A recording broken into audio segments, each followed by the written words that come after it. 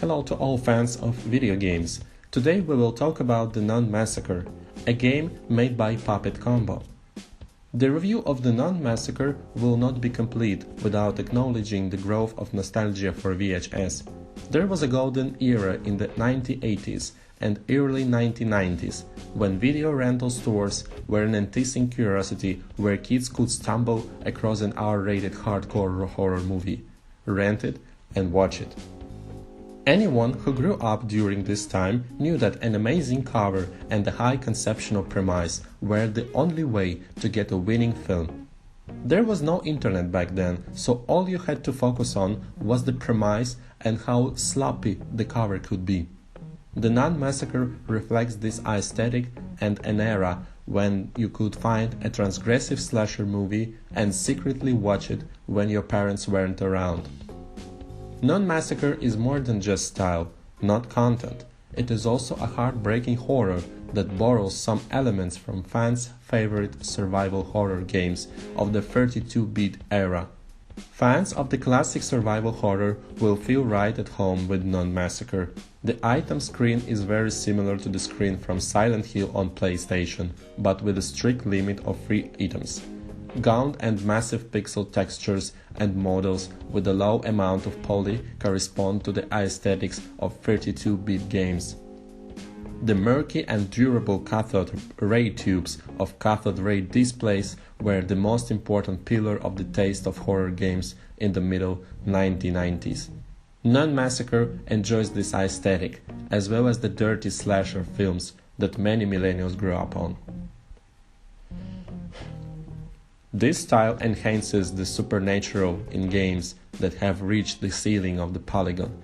In many cases, non-horror games sometimes acquire more creepy characteristics due to the dirty and rough image quality.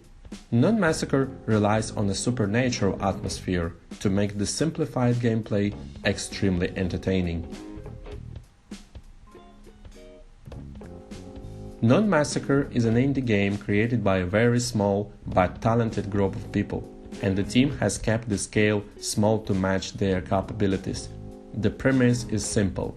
Mrs. McDonald must solve puzzles with objects and navigate through an abandoned Catholic school while avoiding a stabbed killer nun.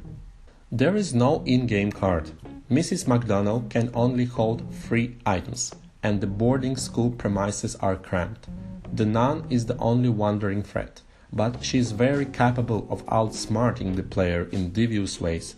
She can hide behind corners, waiting for someone careless enough to catch her eye. When players have a motion detector, it only signals that the nun is moving. She will be unnoticed when she stands still. This can cause a heart-stopping moment when players open a door where a nun appears in the center of the room. Player can even make eye contact with her before she rushes forward, brandishing a knife. Evasion is a cat-and-mouse style tactical gameplay, avoiding the nun's line of sight and coming up with tricks to distract the killer from the pursuit is half the experience of the Nun Massacre. Expect to hide under beds, through rocks, and climb into ventilation ducts to avoid cuts. The chases are exciting and intense. The nun moves much faster in more difficult modes and kills Mrs. McDonald in fewer strokes. She is also able to follow the player to hard-to-reach places and is usually persistent in pursuit. Mrs. McDonald will not only have to fight this terrible killer, she will also have to figure out a way to escape. Various esoteric items will confuse players at an early stage and will probably lead to your demise. There is no way to save progress, and death costs life, just like in the good old school game. Having a life system in the game today may seem backward, but in Nun Massacre it makes sense. The game is too short to guarantee a save mechanism, and lives are a fair way to balance the difficulty. Failure tolerance is the best way to give users some leeway when faced with a game that has some element of trial and error. The level design also becomes easy to remember after a few runs. The location of objects and places for puzzles are becoming familiar, and the real challenge is to play with the artificial intelligence of the nun.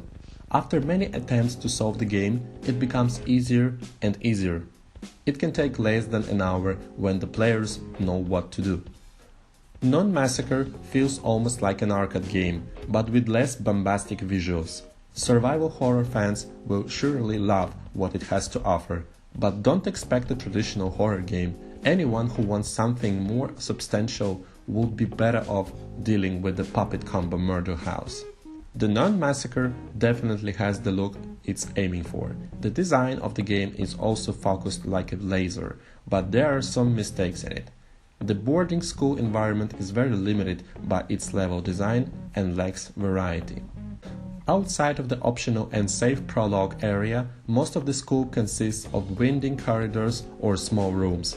Worse, the decor is decorated with decorative doors that can never be opened. The idea of fake doors in games is to offer a bigger world than it actually is, but in the end, they just annoy and disrupt immersion. The expansion of the world may have gone beyond what Puppet Combo was capable of. The Nun Massacre focuses solely on pushing the player to be chased and gutted by a nun while trying to find key items. He handles it as well as possible, given the limitations. For its price, Nun Massacre delivers a proportional amount of pleasure.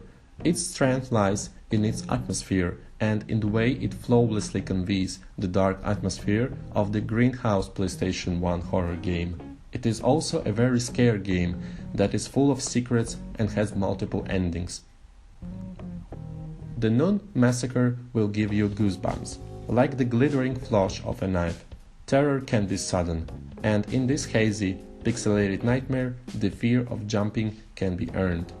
Nun Massacre was reviewed on the Nintendo Switch using a copy provided by Puppet Combo. Nun Massacre is now available for Windows PCs, PlayStation 4 and Nintendo Switch. Thank you guys and see you in my next video. Bye.